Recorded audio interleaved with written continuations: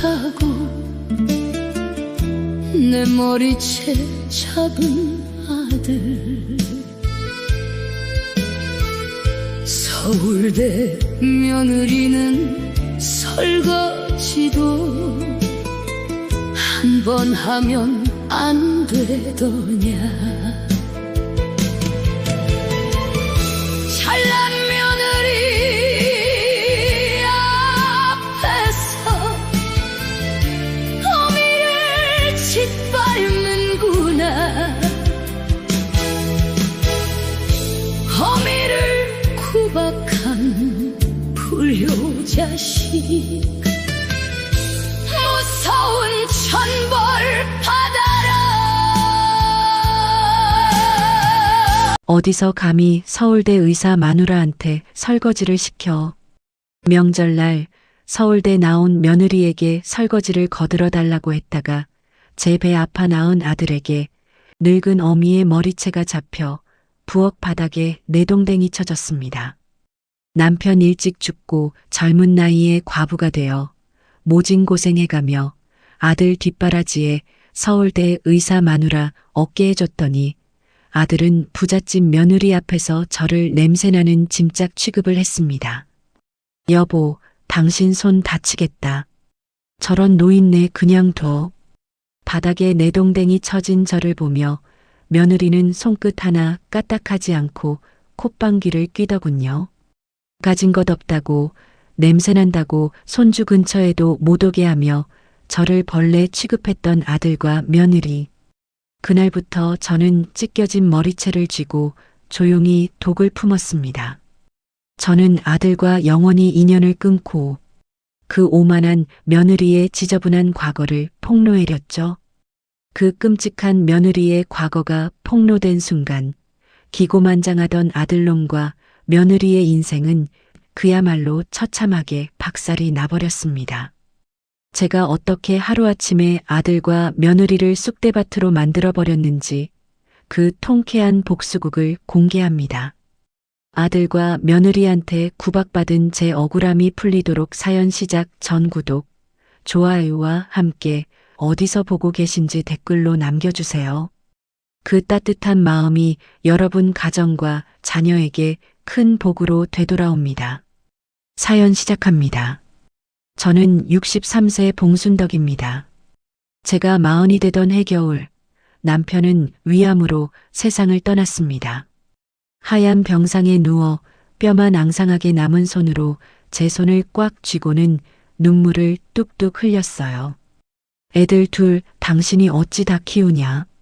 남편의 쉰 목소리가 어찌나 가늘게 떨리던지 저는 그 앞에서 울면 남편이 편히 눈을 감지 못할까봐 애써 입꼬리를 억지로 올려 웃어 보였습니다. 나 손 야무진 거 몰라요? 걱정 말고 편히 가요. 내가 우리 애들 굶기지 않고 잘 키워낼 테니까. 그렇게 남편은 속절없이 나와 자식을 두고 눈도 제대로 감지 못한 채 죽었습니다. 저는 남편이 너무나 원망스러웠어요. 여자 혼자 자식 둘을 어떻게 키우라고 이렇게 혼자 저 세상으로 갔는지. 너무나 슬프고 애통해서 저도 남편 따라 하늘나라로 가고 싶었지만 차마 어린 자식을 두고 그럴 수가 없더라고요. 자식을 버릴 수가 없었기에 저는 친정 언니에게 빌린 돈을 보태어 시장 골목 끄트머리에 작은 국밥집을 열었습니다. 새벽마다 국밥을 만들면서 저는 이제 이 국밥 하나로 자식 둘을 먹여 살려야 한다는 생각에 그제야 참았던 눈물이 왈칵 쏟아지더라고요. 그렇게 모진 세월을 견뎌 10여 년 훌쩍 흘렀습니다. 공부를 잘했던 딸은 학교 선생님이 되고 아들은 서울에 있는 아주 큰 대학병원에 접수 보는 곳에 취직을 했어요. 딸과 아들이 번듯한 취직 자리를 얻었으니 이제는 저도 고생 끝이구나 라고 생각했어요. 하지만 비극은 그때부터 시작되었어요.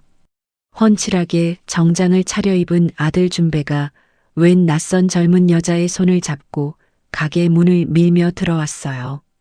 아들이 평생을 함께할 사람이라며 처음 데려온 며느리 홍세영이었습니다. 엄마, 인사해. 나랑 곧 결혼할 사람이야. 아들의 뒤에 선 며느리 홍세영은 저희 시장 골목의 투박한 풍경과는 도무지 어울리지 않는 사람이었어요. 머리부터 발끝까지 흠잡을 데 없이 세련된 옷차림에 준배가 일하는 그 큰 대학병원의 병원장 딸이자 내과 의사라는 어마어마한 배경을 가진 사람이었습니다. 저는 너무 놀라들고 있던 행주를 황급히 내려놓았습니다. 우리 아들이 그렇게 대단한 사람과 짝이 될 줄은 상상도 못했던 터라 반가운 마음에 앞치마에 젖은 손을 쓱쓱 닦고는 한달음에 다가갔어요. 아이고, 먼 길 오느라 고생 많았어요. 내가 준배 어미예요. 저는 며느리 될 사람의 고운 손이라도 한번 잡아보려 제 투박하고 굵은 손을 조심스레 내밀었습니다. 그런데 며느리 홍세영은 내민 제 손을 슬쩍 내려다보더니 맞잡는 대신 하이힐을 신은 발을 반 발짝 뒤로 슬그머니 물리더라고요. 그러고는 아주 옅게 입가로만 예의 바른 미소를 지어 보였습니다. 그 순간 공중에 붕 뜬 제 손이 어찌나 무안하던지 저는 얼른 손을 거두며 멋쩍게 헛기침을 했습니다. 낯선 시장통이라 긴장해서 그러려니 속으로 애써 이유를 지어내며 서둘러 주방으로 돌아갔어요. 미리 온다는 연락을 받고 어젯밤부터 밤을 새워가며 만든 반찬들이 냉장고에 가득했습니다. 고기를 재우고 싱싱한 더덕을 무치고 윤기가 흐르게 졸인 연근까지. 저는 바리바리 챙겨둔 반찬통들을 큼직한 보자기에 정성껏 싸서 들고 나왔어요. 입에 맞을란가 모르겠네요. 정성껏 했으니 가져가서 준배랑 밥 꼭 챙겨 먹어요. 제가 묵직한 반찬 보따리를 쑥 내밀자 며느리 홍세영은 고운 손끝으로 반찬통 뚜껑 하나를 살짝 열어보았습니다. 짭조름하고 달큰한 간장 냄새가 훅 퍼졌죠. 그런데 며느리는 그 냄새를 쓱 맡아보더니 이내 표정 하나 바꾸지 않고 뚜껑을 도로 딱 닫아버렸습니다. 어머니, 정성은 정말 감사한데요. 저희가 먹는 걸 좀 깐깐하게 가려서요. 이 마음만 감사히 받을게요. 아주 나긋나긋하고 정중한 목소리였습니다. 얼굴을 붉히거나 짜증을 내는 기색은 조금도 없었어요. 며느리는 부드럽게 웃으며 그 반찬 보따리를 제 아들 준배의 손에 도로 쥐어주었습니다. 저는 그게 정확히 무슨 뜻인지도 모른 채 그저 요즘 젊고 배운 사람들은 식단을 철저히 관리하나 보다 하고 넘겼습니다. 그날 밤 텅 빈 가게에 홀로 앉아 며느리가 도로 닫아버린 반찬통 뚜껑을 열어보았습니다.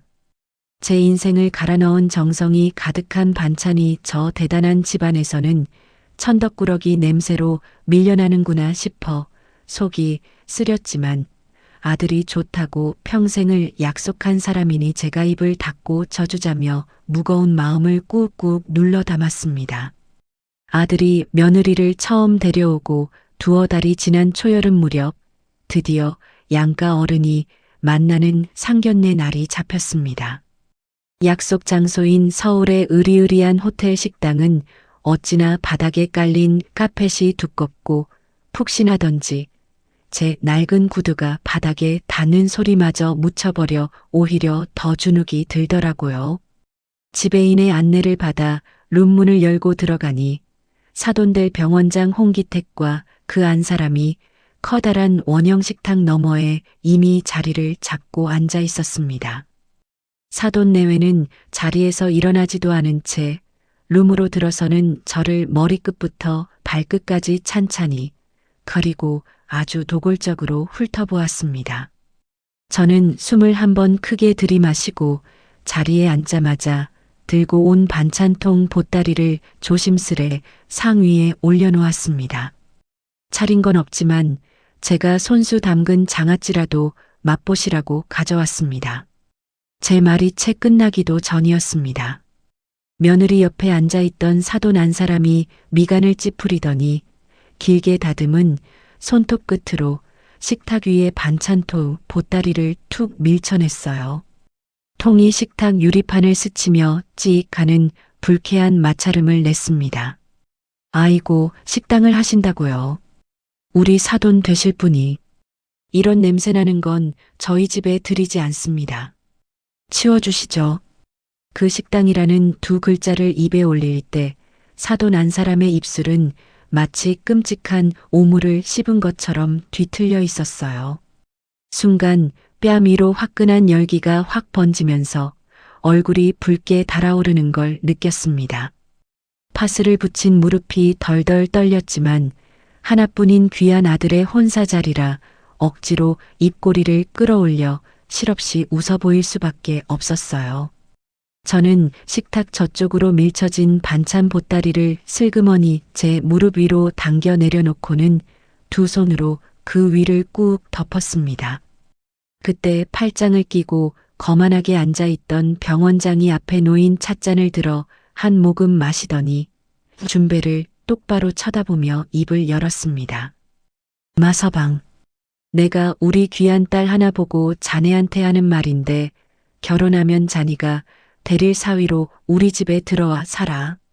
저는 들고 있던 수건을 꽉 쥔 채 그 자리에 돌처럼 굳어버렸습니다. 병원장은 제 굳은 얼굴을 보며 껄껄 소리내어 웃었어요. 우리 봉양만 잘하면 손주대까지 재산 다 물려줄 거야. 우리가 평생 사는 것도 아니고 이 큰 병원이 어디 가나? 자네 같은 집안에서 이런 기회 잡기 쉽지 않아. 그 병원이 어디 가나라는 한마디가 어찌나 쩌렁쩌렁하고 자신만만하던지 저는 그저 상상도 못할 대단한 부자 집안이구나 싶어 가슴이 철렁 내려앉더라고요. 콧대 높은 병원장의 저 과시가 훗날 끔찍한 빚더미와 껍데기뿐인 허상을 감추기 위한 새빨간 거짓말이었으리라고는 그때는 정말 꿈에도 몰랐어요. 하지만 사돈의 무례함보다 그 자리에서 저를 더 비참하게 얼어붙게 만든 건 따로 있었습니다. 대릴 사위로 들어오라는 병원장의 말에 흔들리던 제 아들의 눈빛이었어요. 아들의 두 눈동자에는 홀어머니를 두고 떠나는 자식의 미안함이나 굴욕감 따위는 없었습니다. 대신 평생 만져보지 못할 거대한 재산과 권력을 향한 짙은 탐욕만이 번들거리고 있었죠. 그 낯선 아들의 얼굴을 마주한 순간 가슴 한가운데에 커다란 구멍이 뚫린 것처럼 시린 바람이 쌩하고 불어닥쳤습니다. 숨막히는 상견례를 도망치듯 빠져나와 늦은 오후 집으로 내려오는 버스 안이었습니다. 제 옆자리에 앉은 아들은 줄곧 창밖만 바라보며 침묵을 지키고 있었어요. 저는 덜컹거리는 버스 안에서 조심스레 아들의 소매를 붙잡고 물었습니다. 준배야, 아무리 그래도 그렇지 꼭 그 집에 종처럼 들어가 살아야 쓰겄냐? 엄마가 너 그렇게 가르쳤어? 제 물음에 아들은 고개를 돌리지도 않고 한참을 가만히 있더니 아주 낮고 차가운 목소리로 입을 열었습니다. 엄마, 나 이런 기회 평생에 다신 없어. 엄마 아들도 이제 구질구질한 식당 아들 말고 진짜 사람답게 한번 살아보자는데 왜 이래? 내 앞길 막지 마. 사람답게 살아보자는 그 차가운 한마디가 날카로운 비수가 되어 제 명치를 깊숙이 찔러댔습니다. 숨을 쉴 수가 없었어요. 그럼 시장통에서 국솥을 저어가며 너희 남매를 키워낸 지금까지의 내 인생은 나랑 살 부대끼며 살았던 그 30년 세월은 사람답지 못한 짐승의 시간이었냐고 목 놓아 따져 묻고 싶었습니다. 하지만 저는 덜덜 떨리는 입술을 꾹 깨물며 끝내 그 말을 삼켜버렸어요. 사돈 한 사람의 손끝에서 식탁 저쪽으로 벌레 보듯 밀쳐진 반찬통처럼 저라는 존재 역시 아들의 찬란한 미래에서 영원히 치워져야 할 낡고 냄새나는 짐짝으로 밀려나고 있다는 걸 똑똑히 깨달았으니까요. 그해 가을 바람이 제법 서늘해진 무렵 아들의 결혼식이 열렸습니다. 예식장은 제가 평생 구경조차 해본 적 없는 화려하고 거대한 호텔홀이었어요. 수백 명의 하객이 몰려들었고 온통 값비싼 생화로 장식된 꽃길이 끝도 없이 펼쳐져 있었습니다.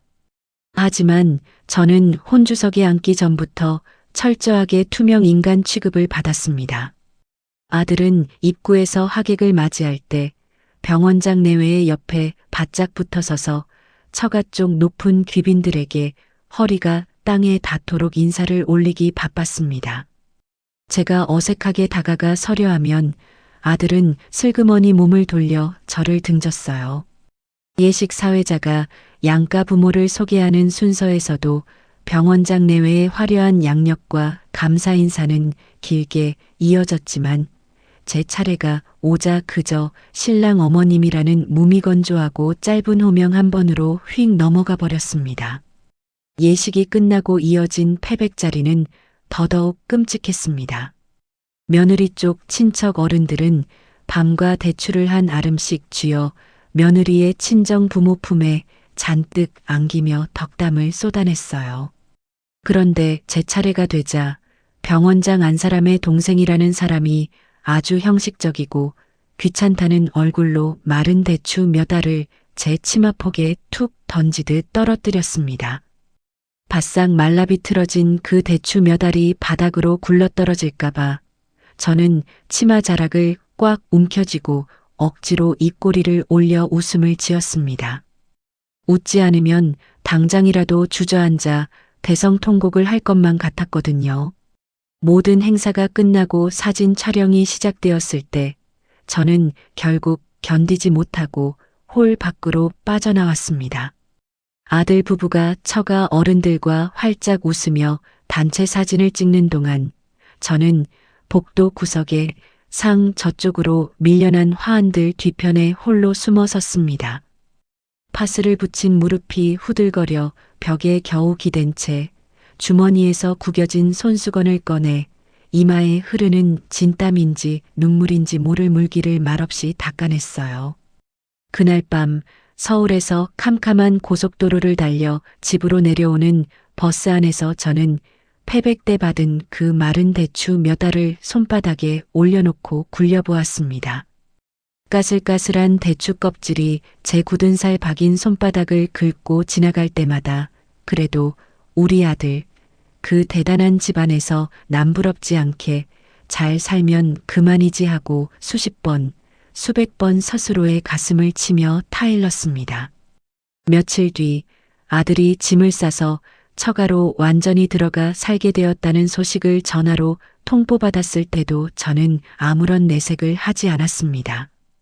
축하한다는 번지르르한 말 대신 목이 메어 겨우 한마디만 쥐어짜냈어요.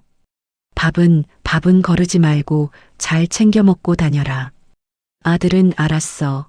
바쁘니까 끊어 하고 서둘러 전화를 끊었고 저는 뚜뚜거리는 신호음이 울리는 수화기를 한참 동안이나 붙들고 서 있었습니다.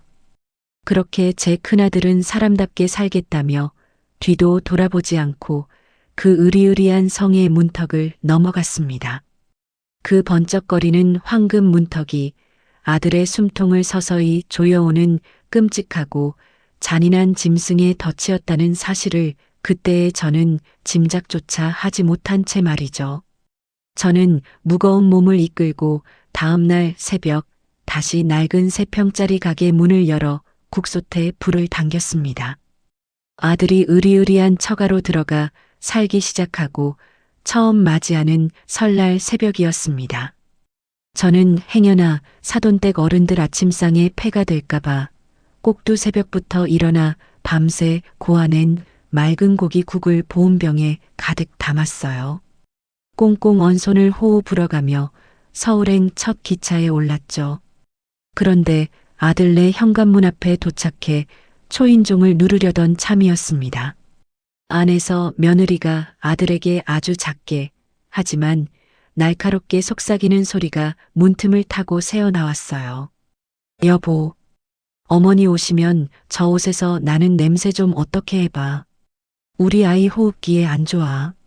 순간 제가 잘못 들은 줄 알고 문고리를 잡은 채 그대로 얼어붙고 말았습니다. 냄새라는 그 두 글자가 제 귀를 의심하게 만들더라고요. 제가 30년을 국솥 앞에서 맞고 살며 우리 남매를 번듯하게 먹여 살린 그 정직한 국물 냄새를 두고 하는 말이라는 걸 알아챈 순간 억장이 무너져 내렸습니다. 저는 덜덜 떨리는 손으로 들고 있던 보온병을 슬그머니 제 낡은 가방 속으로 깊숙이 밀어 넣었어요. 제 평생을 바친 정성이 아들네 집 현관에서는 피해야 할 악취 취급을 받는다는 사실에 목구멍이 턱 막혀왔습니다. 간신히 웃는 낯으로 거실에 들어섰지만 저는 사돈댁 부엌 쪽으로는 발걸음조차 떼지 못했습니다. 며느리는 소파에 앉은 저를 향해 눈인사만 까딱할 뿐이었죠. 그저 눈에 넣어도 아프지 않을 갓난쟁이 손주라도 한번 제 무릎에 안아보고 싶어 두 팔을 뻗었습니다. 아이고, 우리 강아지. 할미한테 와볼래?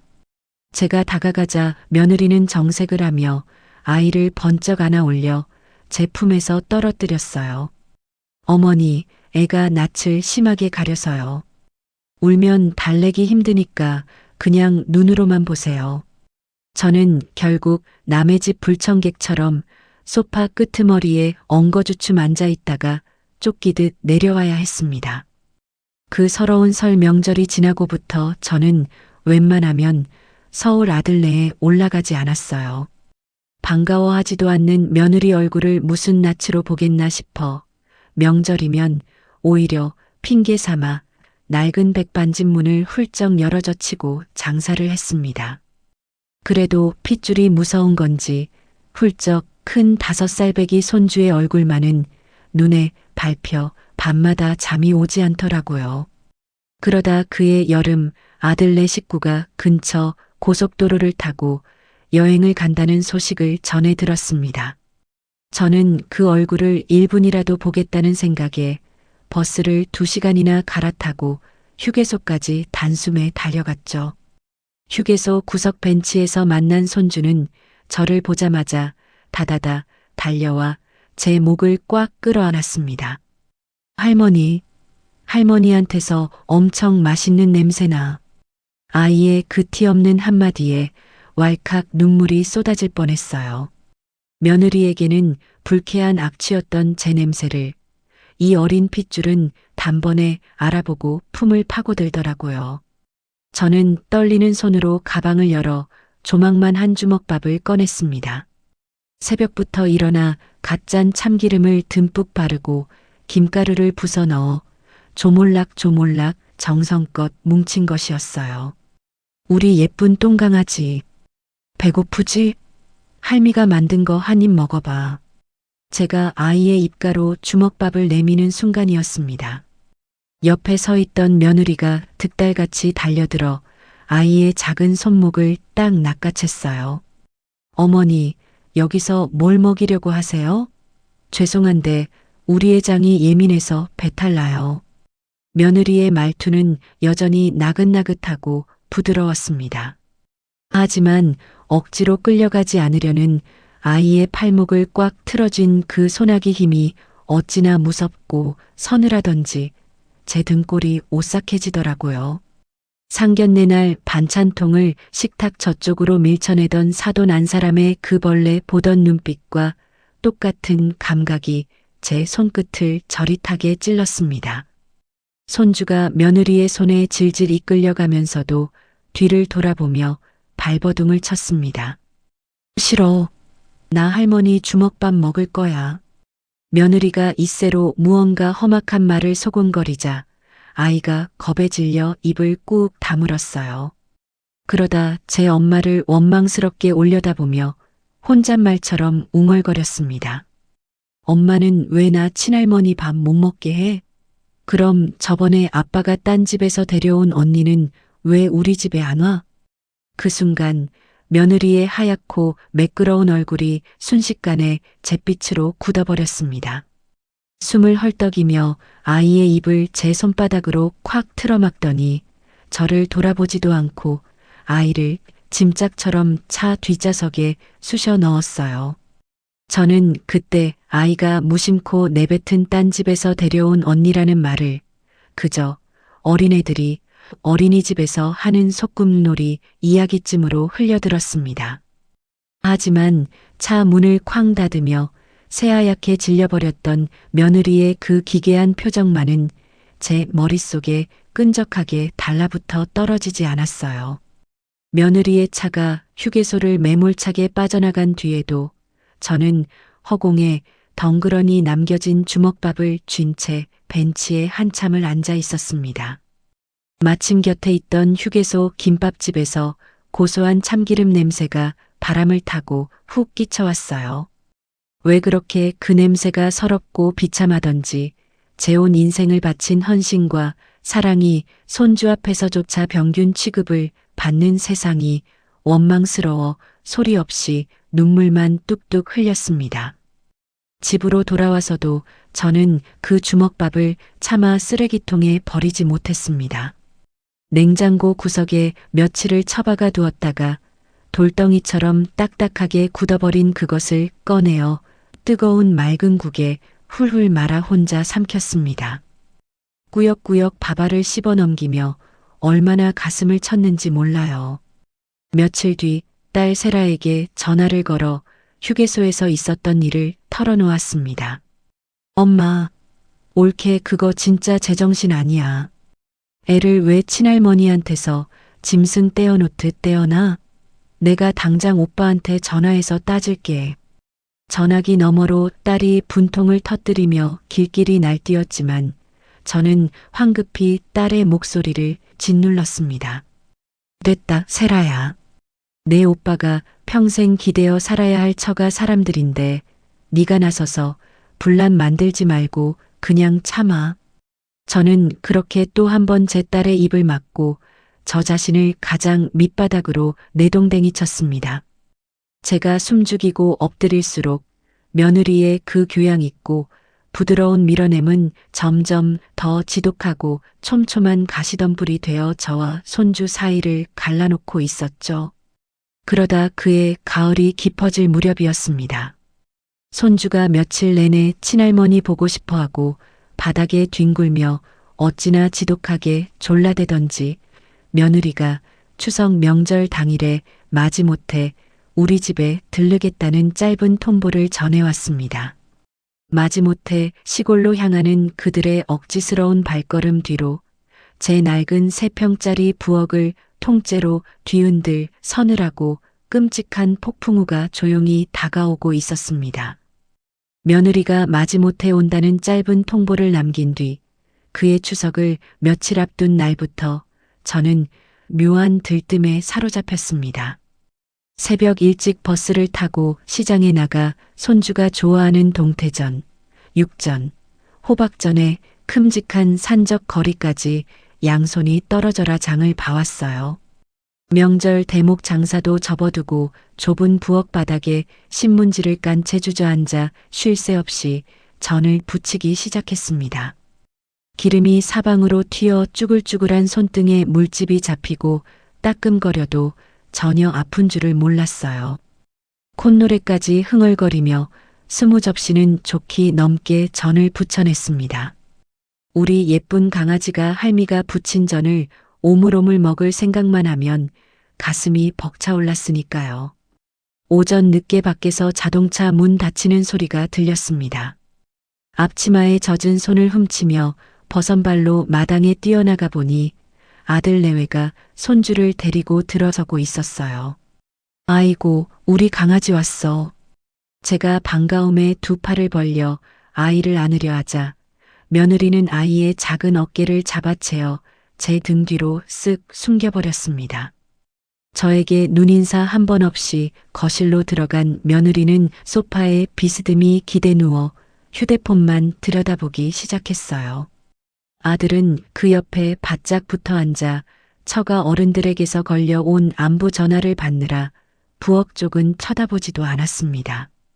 제가 갓 부쳐내어 고소한 김이 모락모락 나는 육전 접시를 거실상 위에 조심스레 올려놓았을 때였습니다.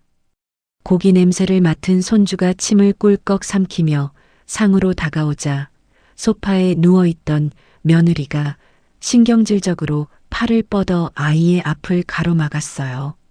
먹지 마. 할머니 부엌은 위생을 도저히 못 믿겠어. 엄마가 이따 백화점 가서 깨끗하고 비싼 거 사줄게. 날선 멸시가 제 귓가를 때렸지만 저는 애써 못 들은 척 입술을 깨물며 다시 부엌으로 들어갔어요. 맛있는 육전을 힐끔거리다 제 엄마의 서늘한 눈치에 기가 죽어 고개를 푹 숙이는 손주를 보니 가슴이 예리한 칼에 베인 듯 미어졌습니다. 바로 그때 시댁에서 차례를 지내고 뒤늦게 친정에 온 딸 세라가 현관문을 열고 들어섰습니다. 거실에 들어선 딸은 좁은 부엌 구석에서 기름땀을 흘리는 저와 소파에 누워 휴대폰만 넘기는 올케, 전화통만 붙들고 있는 오빠를 번갈아 보더니 얼굴이 하얗게 굳어졌어요.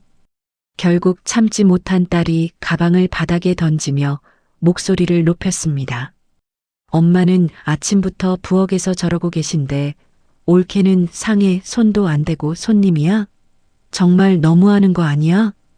딸의 날선 질책에도 며느리는 눈길 한 번 주지 않고 고상하게 휴대폰 화면만 쓱쓱 넘길 뿐이었습니다.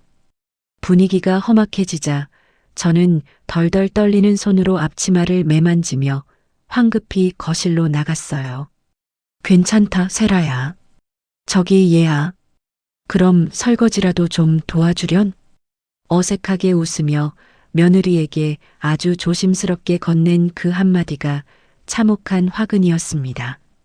그 순간 처가와 통화를 막 마친 아들이 씩씩거리며 벌떡 일어서더니 세라에게 성큼성큼 다가갔어요. 짝! 좁은 거실의 공기를 찢어버릴 듯한 끔찍한 파열음이 터졌습니다.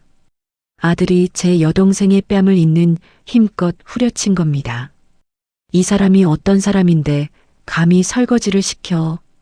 아들의 눈은 시뻘겋게 핏발이 서 있었습니다. 딸 세라가 맞은 뺨을 감싸 쥐고 비틀거리기도 전에 아들은 이번엔 저를 향해 짐승처럼 달려들었어요. 그러고는 제가 낳고 30년을 품어 키운 그 손으로 제 머리채를 사정없이 움켜쥐었습니다. 억하는 비명조차 나오지 않았어요. 아들은 낡은 짐짝을 집어 던지듯 저를 끄집어 당겨 부엌 바닥으로 강하게 내동댕이 쳤습니다.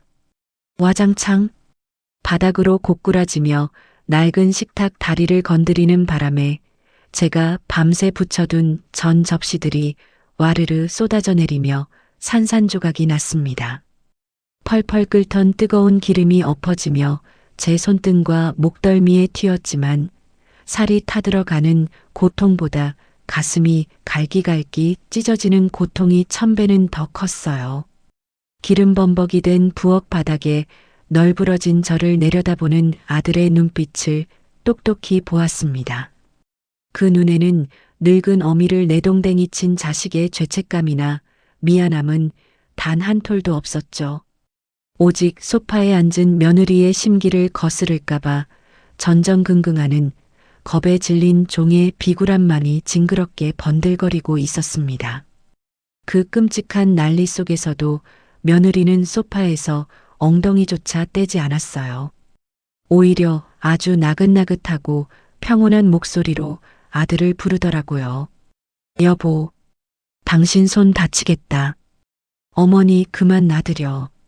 바닥에 쓰러진 늙은 시어미를 걱정하는 게 아니라 제 머리채를 쥐어뜯느라 거칠어진 아들의 손을 걱정하는 그 기괴하고 소름 끼치는 다정함에 제 온몸의 피가 얼음장처럼 차갑게 식어버렸습니다.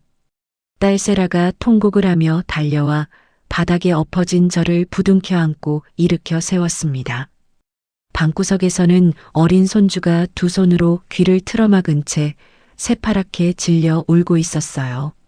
저는 딸의 부축을 받아 미끄러운 부엌 바닥에서 간신히 몸을 일으켰습니다. 날카롭게 깨진 접시 조각들과 바닥에 지지겨진 산적들을 가만히 내려다보았어요. 제가 그토록 냄새라는 멸시를 꾸역꾸역 견디면서까지 지키려 했던 그 자리가 애초에 제가 서 있을 곳이 아니었음을 뼈저리게 깨달았습니다. 저는 파르르 떨리는 목소리로, 하지만 제 평생 가장 단호한 목소리로 아들의 얼굴을 똑바로 올려다보며 말했습니다. 나가라. 너는 오늘부로 내 자식 아니다. 그 한마디는 제 인생을 갈아넣은 30년 세월의 헌신을 제 손으로 부엌 바닥에 버리는 서러운 파공음이었습니다.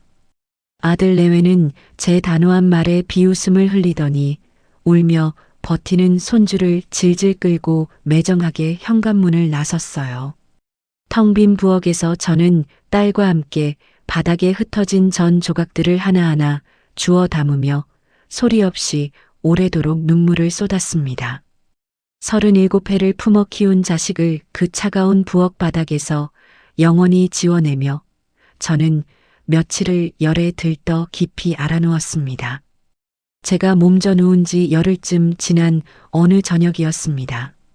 서울에 볼 일이 있어 올라갔던 딸 세라에게서 다급한 전화가 걸려왔어요. 엄마, 나 지금 오빠 병원 근처인데 여기서 엄청 이상한 걸 봤어. 수화기 너머로 들려오는 딸의 목소리가 사시나무 떨리듯 덜덜 떨리고 있었습니다. 무슨 큰일이라도 났나 싶어 파스를 붙인 무릎을 짚고 벌떡 일어났어요. 세라의 말인즉슨 길을 지나다 우연히 퇴근하는 오빠 준배를 발견했는데 웬 낯선 남자가 어린 여자아이의 손을 꽉 쥔 채 오빠의 앞을 가로막더라는 겁니다. 너무 놀라 걸음을 멈추고 몰래 지켜보았다고 했어요. 그 남자가 오빠 앞을 딱 막아서더니 대뜸 소리를 질렀어. 당신 저 집안 사람들한테 바보같이 속고 있는 거라고. 준배가 당황해서 누구시냐고 묻자 남자는 제 뒤로 어린 딸을 감추며 이세로 씹어뱉듯 정체를 밝혔다고 합니다. 나 홍세영이 전 남편이야. 전화기를 붙든 제 손이 덜덜 떨렸습니다. 며느리 홍세영에게 전 남편이라니 결혼 전에도 후에도 단 한 번도 들어본 적 없는 충격적인 이야기였으니까요. 세라의 전언에 따르면 남자는 넋이 나간 오빠의 어깨를 꽉 틀어쥐고 아주 절박하게 말을 이어갔다고 합니다. 나도 3년을 그 집안 대릴 사위로 들어가 개처럼 종처럼 살았어. 지금 당신처럼 말이야. 이혼한 거 그 사람들이 완벽하게 감췄어. 나한테 매달 입막음 비용으로 500만 원씩 쥐어주면서 말이야. 세라는 숨을 헐떡이며 오빠가 얼굴이 하얗게 질려 뒷걸음질을 쳤다고 전해주었죠. 남자는 눈에 핏발을 세우고 오빠를 몰아붙였다고 합니다. 근데 그 돈이 뚝 끊기더니 내가 입을 열려고 하니까 사람을 붙여서 나를 아무도 모르는 지방에 처박아 버리려고 하더다고. 당신도 정신 똑바로 차려. 결국 저 집안에 이용만 당하다가 쓸모 없어지면 나처럼 하루아침에 쓰레기처럼 버려져. 딱 그렇게 된다고. 남자는 그 섬뜩한 경고를 남긴 뒤 오빠의 손에 억지로 무언가를 쥐어주고는 어린 딸의 손을 이끌고 황급히 사라졌다고 합니다. 세라는 남자가 떠나기 전 길바닥에 명함 같은 것을 흘렸는데 오빠가 혼이 빠져 죽을 생각도 못하기에 자기가 얼른 달려가 대신 주워왔다고 덧붙였어요. 전화를 끊고 나서도 저는 한참 동안이나 방바닥에 주저앉아 일어날 수가 없었습니다. 부엌 바닥에서 제 손으로 매몰차게 끊어낸 자식이 실은 저보다 훨씬 더 깊고 끔찍한 지옥 구덩이에 빠져 허우적대고 있을 줄은 그때는 정말 꿈에도 몰랐어요. 아무리 괘씸한 자식이라도 제 배 아파 낳은 핏줄인데 아들이 그런 무서운 덫에 걸렸다는 생각에 눈앞이 캄캄해지더라고요. 그로부터 며칠 뒤 딸 세라가 주워온 명함으로 연락을 취해 우리는 서울의 한 한적한 찻집으로 향했습니다. 약속 장소에는 전 남편 서동혁이라는 40살 남짓의 사내가 먼저 나와 기다리고 있었어요. 예전에는 번듯한 무역회사를 다녔다던 사내는 잔뜩 주눅이 든 어린 여자아이를 제 무릎에 꼭 끌어안은 채 우리 모녀를 몹시 경계하는 눈빛으로 살폈습니다. 제가 먼저 조심스럽게 입을 열었죠. 준배 어미 되는 사람입니다.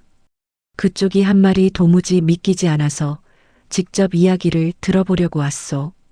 제 말에 전 남편 서동혁은 마른 세수를 하더니 쓴웃음을 지었습니다.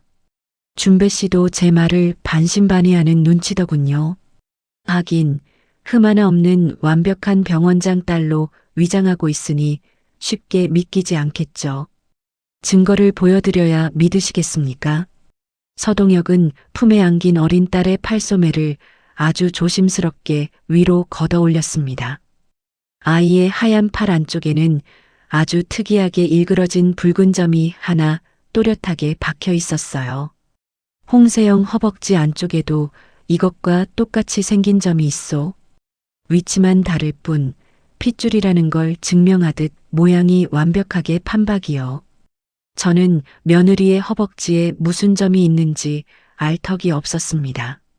하지만 아이의 팔에 새겨진 그 기묘한 점을 보는 순간 제 머릿속에 번쩍하고 스치는 장면이 하나 있었어요. 휴게소에서 제 주먹밥을 먹으려던 손주가 딴 집에서 데려온 언니는 왜 우리 집에 안 와? 하고 물었을 때 아이의 입을 거칠게 틀어막으며 새하얗게 질려버리던 며느리의 그 끔찍한 얼굴이 겹쳐 떠올랐습니다. 그때 아이가 무심코 내뱉은 딴 집에서 데려온 언니가 단순한 소꿉놀이가 아니라 며느리가 철저하게 숨기고 지워버린 이 친딸을 가리키는 말이었음을 그제야 똑똑히 깨달았죠. 뒤통수를 망치로 얻어맞은 것처럼 피가 거꾸로 솟는 기분이더라고요. 서동혁은 아이의 소매를 다시 내려주며 절박한 목소리로 매달렸습니다. 저는 준배 씨를 이용할 생각이 없습니다. 그저 짐승 같은 저 집안 사람들에게서 제 딸을 안전하게 되찾고 싶을 뿐이요. 같은 함정에 빠진 처지끼리 손을 잡읍시다. 준배 씨가 저 안에서 증거를 찾아준다면 저는 밖에서 저들의 민낯을 까발릴 겁니다. 저는 눈물이 그렁그렁한 서동혁의 눈을 마주보며 주먹을 꽉 쥐었습니다. 그리고 아주 단호하게 대답했어요.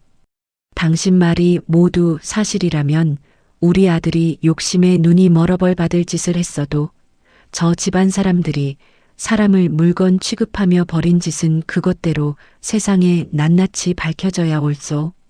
집으로 돌아온 다음 날 딸 세라는 오빠에게 전화를 걸어 찻집에서 서동혁을 만나 확인한 모든 사실을 하나하나 전달해 주었습니다. 세라는 어릴 적 오빠만 챙기는 저에게 큰 서운함을 품고 살았지만 집안이 무너질 위기에 처하자 결국 제 오빠와 저 사이를 바쁘게 오가며 튼튼한 다리 역할을 해주고 있었죠. 세라가 아니었다면 저는 그 무서운 진실에 접근조차 하지 못했을 거예요. 전화를 끊은 세라는 착잡한 얼굴로 저를 돌아보며 말했습니다. 엄마, 오빠가 그의 팔에 있는 점 이야기를 듣더니 아무 말도 못하고 울기만 해. 오빠가 엄마 엄청 보고 싶대. 저는 부엌 싱크대 앞에 선 채 아무런 대답도 하지 않았습니다. 부엌 바닥에서 제 머리채를 틀어주던 아들의 그 비굴한 눈빛이 아직도 생생하게 남아있어 선뜻 용서의 말이 입 밖으로 나오지 않더라고요. 하지만 그날 밤 저는 누구에게 먹일 것도 아니면서 아주 오랜만에 커다란 국솥에 물을 붓고 불을 올렸습니다. 캄캄한 가게 안 펄펄 끓어오르는 솥단지에서 하얀 김이 훅 끼쳐 올랐습니다. 저는 그 뜨거운 김을 온몸으로 맞으며 아들이 제 손으로 직접 진실의 문을 열고 나오기를 기도하듯 오래도록 서 있었어요. 끓어오르는 솥단의 묵직한 온기 위로 껍데기뿐인 끔찍한 성을 완전히 무너뜨릴 첫 번째 칼바람이 서서히 불어오고 있었습니다. 서동혁을 만나고 시골로 돌아온 지 일주일쯤 지났을 무렵이었습니다. 점심 장사를 마치고 빈 식탁을 행주로 닦고 있는데 밖에서 쾅 하는 소리와 함께 가게 문이 거칠게 열렸어요. 딸 세라가 숨을 턱턱 몰아쉬며 헐레벌떡 뛰어들어왔습니다. 얼마나 급하게 뛰어왔는지 이마에는 땀방울이 송글송글 맺혀 있었고 두 볼은 잔뜩 붉게 달아올라 있었죠. 엄마, 오빠가 드디어 벼르던 일을 저질렀어. 가방을 바닥에 팽개친 딸은 컵에 물을 가득 따라 단숨에 벌컥벌컥 마시더니 흥분을 감추지 못하고 말을 쏟아냈습니다. 세라의 전언에 따르면 아들 준배는 서동혁이 건네준 아이의 머리카락과 대조할 며느리 홍세영의 머리카락을 얻기 위해 피 말리는 기회를 엿보고 있었다고 합니다. 티를 내지 않고 몰래 유전자 검사를 진행해야 했으니까요. 그러다 며칠 전 깊은 밤 준배는 며느리가 침대에서 깊이 잠든 것을 확인하고 조심스레 몸을 일으켰다고 합니다. 숨소리조차 내지 않고 베개막과 하얀 이불깃에 떨어진 며느리의 머리카락을 하나둘 주워 담아 작은 봉투에 집어넣는 중이었어요. 그런데 갑자기 며느리가 눈을 번쩍 뜨더니 서늘한 목소리로 물었답니다. 당신 안 자고 지금 뭐해? 그 순간 준배는 심장이 바닥으로 철렁 내려앉았다고 해요. 등줄기에 식은 땀이 쫙 흘렀지만 아들은 억지로 입꼬리를 올리며 능청을 떨었습니다. 아, 침대가 좀 지저분해서 먼지 좀 치웠어. 다시 자. 준배는 간신히 위기를 넘기고 그 길로 화장실로 들어가 봉투를 꽉 쥐고 주저앉아 덜덜 떨었다고 하더라고요. 그렇게 목숨 걸고 모은 머리카락 몇 올을 아이의 것과 함께 사설 검사소에 보냈고 마침내 오늘 낮에 그 결과지가 오빠의 손에 들어온 것이었습니다. 세라가 오빠의 곁에서 그 떨리는 순간을 함께 지켜보았다고 했어요. 엄마, 봉투를 뜯는 오빠 손이 어찌나 심하게 덜덜 떨리던지 빳빳한 종이가 바스락바스락 비명을 지르더라니까. 서류를 꺼내든 아들의 두 눈은 결과지 맨 아래 찍힌 붉은 글씨에 꽂혔습니다. 친자 확률 99.99%, 모녀관계 성립. 결과지를 받아든 순간 흠 하나 없는 완벽한 의사라고 떠받들던 며느리가 사실은 은폐된 전남편과 숨겨진 친딸을 철저하게 지우고 살아온 기괴한 가면이었다는 진실이 완벽하게 증명된 겁니다. 세라는 눈시울을 붉히며 제 손을 꽉 잡았습니다. 오빠가 그 결과지 붙들고 차가운 복도 바닥에 털썩 주저앉아서 엉엉 울었어. 엄마 이름 부르면서 자기가 미친놈이었다고 얼마나 통곡을 하던지. 딸의 말을 듣는 제 가슴 한복판도 날카로운 송곳에 찔린 듯 뻐근하게 아려왔습니다. 부엌 바닥에서 늙은 어미의 머리채를 잡아 내동댕이 칠 만큼 아들이 목숨 걸고 매달렸던 그 화려한 성벽이 실은 구역질 나는 거짓말로 쌓아 올린 지옥이었으니까요. 하지만 저는 끓어오르는 속을 꾹 누르고 애써 무심한 척 쏘아붙였습니다. 그 어린 핏줄이 무슨 죄가 있겠냐. 제 엄마한테 버려지고 없는 사람 취급받은 그 애나 밖에서 잘 챙기라고 전해라. 그로부터 또 며칠이 훌쩍 흐른 주말 오후였습니다. 가게 문을 닫고 솥단을 닦으려는데 서동혁이 어린 딸의 손을 꼭 쥔 채 제 백반집 문을 열고 들어섰어요. 그런데 혼자가 아니었습니다. 겨드랑이에 모서리가 다해진 낡은 가죽 서류 가방을 낀 58살가량의 낯선 중년 남자를 한 명 데리고 왔더라고요. 서동혁은 저에게 꾸벅 인사를 한 뒤 그 낯선 남자를 조심스럽게 소개했습니다. 어르신, 인사 나누시죠. 이쪽은 예전부터 알고 지내던 채권단 실사팀장 공진표라는 분입니다. 서동혁이 대릴 사위로 병원장 집에 갇혀 종노릇을 하던 시절 병원의 복잡하고 귀찮은 재무 서류 정리를 억지로 떠맡은 적이 있었다고 해요. 그때 병원에 들이닥쳤던 채권단 실사팀장 공진표와 안면을 트게 되었고 이번 일의 낌새를 채고 아주 어렵게 선을 대어 직접 설득해 데리고 온 것이었습니다. 공진표는 낡은 서류 가방을 무릎 위에 올려놓고 톡톡 두드리더니 아주 무겁고 담담한 목소리로 입을 열었습니다. 댁들이 사돈댁으로부터 대대손손 물려줄 어마어마한 재산이라고 들으셨던 그 대학병원 말입니다. 실은 속이 텅텅 빈 껍데기입니다. 벌써 수년째 감당 못할 적자 늪에 빠져서 조만간 저희 채권단에 완전히 넘어가기 직전의 상태예요. 순간 망치로 머리를 세게 얻어맞은 것처럼 눈앞이 핑 돌았습니다. 상견례 자리에서 저를 벌레 보듯 내려다보며 병원이 어디 가나 하고 기고만장하게 떠벌리던 병원장의 그 잘난 과시가 전부 새빨간 가짜였던 거예요. 그 집안에게 대릴사위란 딸을 아껴줄 남편이 아니라 무너져가는 빚더미 병원의 신용을 메우고 방패막이로 내세울 만만한 도구에 불과했던 겁니다. 껍데기뿐인 허상을 들키지 않으려고 자기들보다 만만한 우리 식구를 그렇게 악착같이 냄새난다고 짓밟으며 발악을 했던 거잖아요. 그 서늘한 밑바닥을 마주하니 온몸에 징그럽게 소름이 돋더라고요. 공진표는 가방의 버클을 찰칵 열더니 누렇게 바랜 병원의 진짜 장부 복사본과 서류 뭉치를 식탁 위에 툭 던져놓았습니다. 여기 이체 내역을 보시죠. 매달 서동혁 씨 앞으로 500만 원씩 흘러나간 입막음 비용입니다. 그리고 돈이 끊긴 뒤에 서동혁 씨를 아예 아무도 모르는 지방에 감금하려고 흥신소 사람을 붙였던 정황이 담긴 진술서까지 여기 다 모아왔습니다. 빼도 박도 못할 끔찍한 물증들이 식탁 위에 쏟아지자 서동혁은 두 손으로 얼굴을 감싼 채 어깨를 부들부들 떨었습니다. 팀장님, 이것들만 있으면 짐승 같은 저 집안 무너뜨리고 내 친딸을 온전히 되찾을 수 있는 거 맞소? 공진표는 무겁게 고개를 끄덕였고 서동혁의 눈에서는 굵은 눈물이 뚝뚝 떨어졌습니다.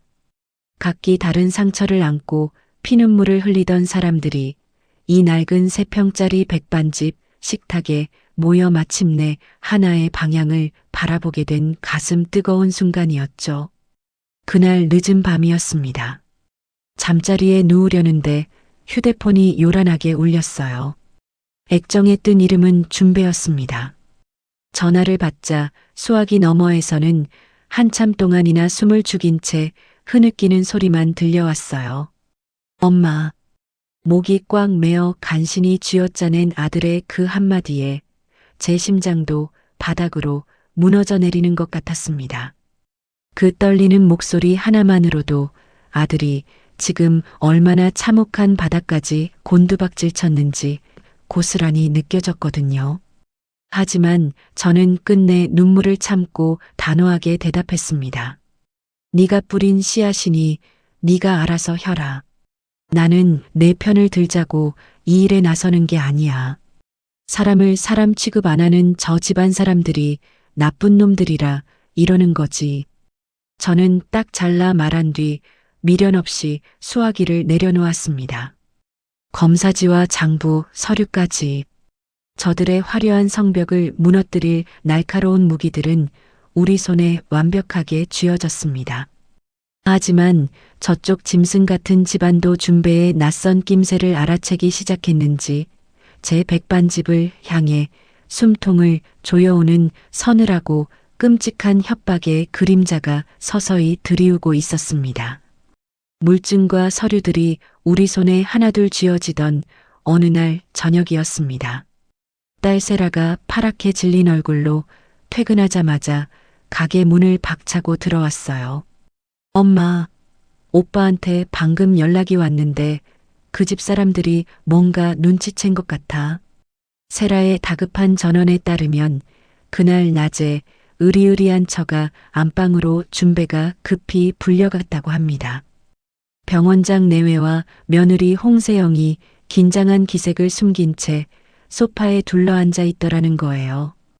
오빠의 최근 수상한 외출과 차가워진 태도에서 심상치 않은 낌새를 맡은 저들은 우선 달콤한 회유의 미끼부터 던지기 시작했다고 합니다. 병원장 홍기택이 빙그레 웃으며 탁자 위로 아주 두툼한 봉투 하나를 슬쩍 밀어놓았다고 해요. 마서방, 요새 자니가 밖으로 겉도는 것 같아 내가 마음이 좀 쓰이네. 사람이 은혜를 입었으면 응당 갚을 줄 알아야지. 병원장은 다리를 꼬며 여유롭게 덧붙였습니다. 자니가 이 집에 들어와 고생도 했고 하니 이번 기회에 병원 지분 일부를 자네 앞으로 깔끔하게 정리해 줄까 하네. 서류에 도장만 찍게. 하지만 준배는 속으로 실소를 금치 못했다고 합니다. 며칠 전 낡은 백반집 식탁 위에서 공진표 팀장이 펼쳐 보인 진짜 장부를 통해 대대손손 물려준다던 그 잘난 병원이 빚더미에 앉아 채권단에 넘어갔기 직전의 껍데기라는 사실을 이미 낱낱이 알고 있었으니까요. 준배가 두툼한 봉투를 손가락으로 툭 밀어 되돌려주며 아무 말 없이 앉아있자 옆에 앉아있던 며느리 홍세영이 마침내 입을 열었습니다. 며느리는 단 한 번도 목소리를 높이거나 짜증을 내지 않았어요. 아주 나긋나긋하고 우아한 태도로 찻잔을 내려놓더니 오빠를 똑바로 쳐다보며 서늘하게 속삭였다고 합니다. 여보, 요즘 밖에서 당신 꼬드기는 이상한 사람들 만나고 다닌다며? 쓸데없는데 마음 주지 마. 준배가 흠칫 놀라 굳어버리는 걸 확인한 며느리는 입가에 아주 옅고 소름 끼치는 미소를 띠며 결정적인 협박을 던졌습니다. 당신 어머니가 평생 국 끓여 파시는 그 시장통 백반집, 그 3평짜리 낡은 건물, 남의 건물세 들어서 하는 거잖아. 며느리는 목소리를 오히려 더 낮게 깔며 못을 박았다고 해요. 그 허름한 건물 주인이 우리 아빠 대학 후배야. 내가 전화 한 통 넣어서 딱 한마디만 하면 당신 어머니 당장 다음 달에 그 가게 비우고 길거리에 나 앉아야 할 수도 있어. 그러니까 어머니 생각해서라도 괜한데 힘 빼지 마. 응? 그것은 시끄럽게 악을 쓰는 폭언보다 100배는 더 잔인하고 무서운 짓이었습니다. 제가 30년 넘게 손등이 되어가며 두 아이를 키워낸 펄펄 끓는 국소틀, 제 인생의 전부인 그 낡은 3평을 볼모로 잡아 아들의 목줄을 조용히 비틀어 준 거잖아요. 교양과 배려를 가장한 그 서늘한 협박 속에 가장 날카롭고 시퍼런 칼날이 숨겨져 있었습니다. 이야기를 전하는 딸 세라의 두 뺨에 굵은 눈물이 주르륵 흘러내렸습니다.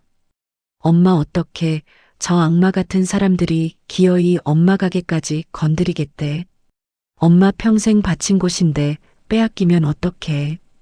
딸의 울음소리를 듣는 순간 제 손에 들려있던 무거운 국자가 바닥으로 쨍그랑 떨어질 뻔했습니다.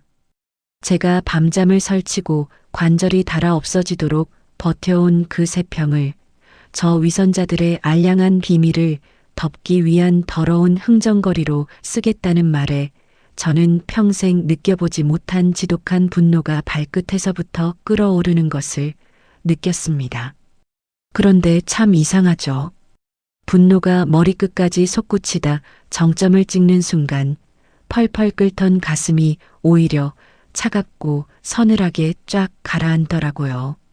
가진 것 없는 시장통 할미의 낡은 국소까지 인질로 삼아 협박해야 할 만큼 저 으리으리한 성벽 안에 숨은 사람들의 뼈대가 지금 바들바들 떨고 있다는 뜻이잖아요. 수십 년을 겹겹이 쌓아 올린 저들의 위선이 완벽하게 무너져 내릴까봐 제 아들의 입을 틀어막으려 안달이 났다는 명백한 증거였습니다. 저는 눈물을 훔치는 딸의 어깨를 꽉 쥐고 흔들림 없는 목소리로 쏘아붙였습니다. 세라야, 울지 마라. 이깟 낡은 가게 뺏길까봐 벌벌 떨며 고개 숙이면 저 짐승 같은 놈들 뜻대로 되는 거다. 나는 이 3평 국소 뺏겨도 길바닥에 속 걸어놓고 국 끓이면 그만이야. 그리고 세라를 통해 아들 준배에게 제 뜻을 똑똑히 전하라고 단단히 일렀습니다. 내 오빠한테 전해. 어미 가게 걱정은 손톱만큼도 하지 말고 네가 옳다고 믿는 일이라면 뒤돌아보지 말고 끝까지 밀어붙이라고. 나는 짐승들한테 고개 숙일 생각 추호도 없다고 전해라. 이 싸움이 시작되고 처음으로 저는 아들의 맹목적인 편이 아니라 올바름의 편에 서서 아들의 굽은 등을 잇는 힘껏 밀어주었습니다. 제 단호한 전언을 들은 준배는 안방 소파에서 아무런 대꾸도 하지 않고 두툼한 봉투를 그대로 둔 채 매정하게 뒤돌아 나왔다고 합니다. 아들의 그 서늘한 뒷모습을 보며 처가 사람들은 비로소 얄팍한 돈봉투와 협박 따위로 이 끔찍한 진실을 덮을 수 없다는 걸 뼈저리게 깨달은 모양이었어요. 며칠 뒤 며느리 홍세영은 실제로 그 무서운 협박을 행동으로 옮겼습니다. 아침 일찍 건물주가 백반집 문을 열고 들이닥치더니 임대계약서의 사소한 조항을 물고 늘어지며 꼬투리를 잡기 시작했어요. 봉 사장님, 요새 주변 상인들 민원도 있고 건물이 너무 낡아서 말이야. 다음 재계약은 연장하기 좀 어려울 것 같으니 미리 알아서 비울 준비하죠.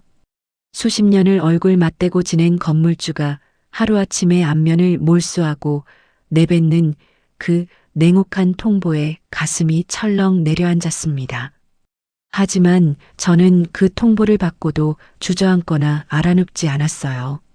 오히려 보란 듯이 낡은 앞치마를 팽팽하게 고쳐 메고 펄펄 끓는 국솥에 불을 더 세게 당겼습니다. 점심시간에 몰려든 단골 손님들에게 고기 건더기를 평소보다 2배는 더 푹푹 퍼주며 담담하게 웃어 보였어요. 아이고, 많이들 드셔. 내 평생 끓여온 이 국물 맛도 이제 여기서 맛볼 날이 며칠 안 남았을지 모르니까 든든하게들 채우고 가. 제 말에 놀라 눈을 동그랗게 뜨는 손님들 뒤로 구석에 앉아있던 세라가 소리 없이 눈물을 훔치고 있었습니다. 저는 빈 쟁반을 들고 주방으로 들어와 세라의 손을 꽉 잡았습니다. 세라야, 눈물 닦아. 진짜로 바닥까지 추락해서 무너져 내릴 사람들은 우리가 아니야.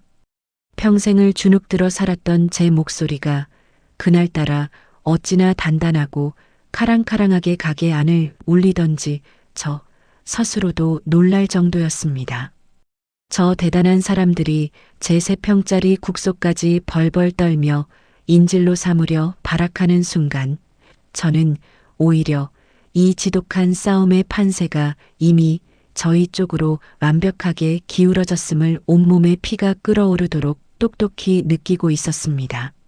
모래성처럼 허물어질 저들의 화려한 껍데기를 향해 우리 식구가 쥐고 있는 마지막 결정타를 서늘하게 꽂아 넣을 차례가 드디어 다가온 것입니다.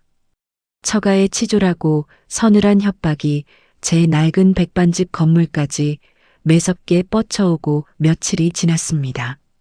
이른 저녁 손님들이 썰물처럼 빠져나가고 텅 빈 가게를 정리하고 있는데 끽 하고 낡은 문이 열렸어요. 고개를 돌려보니 아들 준배였습니다. 그날 제 머리채를 잡아 차가운 부엌 바닥으로 내동댕이 쳤던 끔찍한 추석 이후 처음으로 어미의 가게 문을 제 발로 밀고 들어온 거였어요. 저는 쥐고 있던 젖은 행주를 싱크대에 툭 내려놓았습니다. 아들은 저와 눈이 마주치자마자 털썩 딱딱한 시멘트 바닥에 무릎을 꿇었어요. 엄마, 나 진짜 천벌 받을 놈이야. 늙은 엄마 피눈물 나게 한 죄 평생 달게 받을게. 근데 엄마, 저 악마 같은 사람들 저대로 두면 절대 안 돼. 내가 다 무너뜨릴 거야. 파르르 떨리는 아들의 어깨 위로 참회의 눈물이 뚝뚝 떨어졌습니다. 저는 묵묵히 서서 아들의 그 굽은 등을 오래도록 내려다보았어요. 마음 같아서는 당장 달려가 부둥켜 안고 울고 싶었지만 저는 꾹 참고 냉정하게 입을 열었습니다. 네가 뿌린 씨앗이니 네가 끝까지 매듭을 지어. 나는 내 편을 들자고 이러는 거 아니다. 사람의 껍데기를 쓰고 짐승짓을 하는 저 사람들이 나쁜 놈들이라 이러는 거지. 제 싸늘한 말에 아들은 바닥에 이마를 댄 채 오열했습니다. 하지만 그 눈물 속에는 예전의 비굴한 두려움 대신 모든 걸 바로잡겠다는 매서운 도끼가 서려 있었어요. 다음 날부터 아들 준배와 전 남편 서동혁 그리고 채권단 실사팀장 공진표는 그동안 목숨 걸고 모아온 모든 증거를 한자리에 차곡차곡 펼쳐놓았습니다. 며느리가 철저하게 숨겨왔던 이혼 서류 사본, 서동혁의 계좌로 매달 500만 원씩 찍혀 들어오다 뚝 끊긴 입막음용 이체 내역서, 입을 막으려 사람을 붙여 감금하려 했던 흥신소 직원의 정황 진술서, 그리고 결정적으로 병원의 끔찍한 적자를 숨김없이 보여주는 공진표의 진짜 장부 복사본까지. 준배는 제일 먼저 병원 내부 익명 게시판에 불을 질렀습니다. 흠없는 병원장 딸이자 완벽한 의사로 떠받들어지던 며느리 홍세영에게 실은 은폐된 전 남편과 철저히 버려진 친딸이 있다는 충격적인 폭로 글을 아주 건조하고 명확한 문장으로 써서 올렸어요. 불과 1시간도 채 되지 않아 병원 측 관리자가 악의적이고 허위 사실인 모함이라는 경고문과 함께 그 글을 흔적도 없이 삭제해버렸습니다. 딸 세라를 통해 그 소식을 전해 들으며 저는 가슴이 철렁했어요. 돈과 권력을 쥔 저들이 결코 순순히 자기들의 성벽을 허물도록 내버려 두지 않을 거라는 걸 뼈저리게 실감했으니까요. 하지만 아들은 물러서지 않았습니다. 게시글이 삭제되기가 무섭게 이번에는 서동혁의 이름이 찍힌 매달 500만 원의 입막음, 이체, 내역 캡처 화면과 모녀 관계를 증명하는 유전자 검사지 일부를 모자이크 처리해 다삭 박아 올렸어요. 빼도 박도 못할 시퍼런 물증이 눈앞에 펼쳐지자 이번에는 병원 측에서 글을 지우기도 전에 수천 명의 직원들이 그것을 미친 듯이 저장해 외부로 퍼나르기 시작했습니다. 세라가 숨을 헐떡이며 수화기 너머로 소리쳤어요. 엄마, 난리 났어. 온 세상 사람들이 그 여자 진짜 얼굴을 다 알게 됐다고. 다급해진 병원장 집안 사람들은 이성을 잃고 발악하기 시작했습니다. 사태를 진화하려던 병원장 한 사람이 서동혁과 줄이 닿아 있던 사회부 기자에게 다짜고짜 전화를 걸어 미친 듯이 소리를 질렀어요. 다 새빨간 거짓말이야. 어디 근본도 없는 천박한 식당년 아들을 사위로 걷어들여서 사람 대접해줬더니 짐승만도 못한 놈이 은혜를 이런 식으로 갚아. 그런데 그 오만방자하고 상스러운 막말이 기자의 녹음기에 고스란히 담겨버렸고 다음 날 아침 인터넷 기사에 오디오 파일과 함께 그대로 실려버렸습니다. 나를 천박한 식당년이라고 벌레 취급하던 그 저열한 욕설이 세상에 낱낱이 까발려지자 오히려 수많은 사람들은 저 번지르르한 집안 사람들의 진짜 밑바닥 됨됨이가 얼마나 끔찍한지 그 한마디로 꿰뚫어 보게 된 겁니다. 사람들의 분노가 들불처럼 번지기 시작했어요. 궁지에 몰린 며느리는 결국 평정심을 잃고 준배에게 직접 전화를 걸어왔습니다. 그동안 한 번도 목소리를 높인 적 없이 우아하게 사람을 깔아뭉개던 여자가 처음으로 이성을 잃고 악을 썼다고 해요. 너 대체 뭘 믿고 이따위 짓을 벌이는 거야? 내 엄마 그 알량한 가게 당장 길거리에 나앉게 해줘. 수화기 너머로 악을 쓰는 며느리에게 준배는 아주 고요하고 차가운 목소리로 대답했습니다.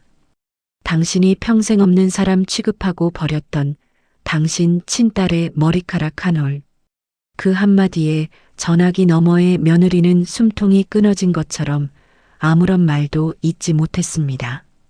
저쪽 집안은 게시판과 언론에 터져나온 이혼과 입막음 정황을 두고 이미 오래전에 원만하게 합의된 사적인 일이라며 변호사를 내세워 비겁하게 발뺌을 하려 들었습니다.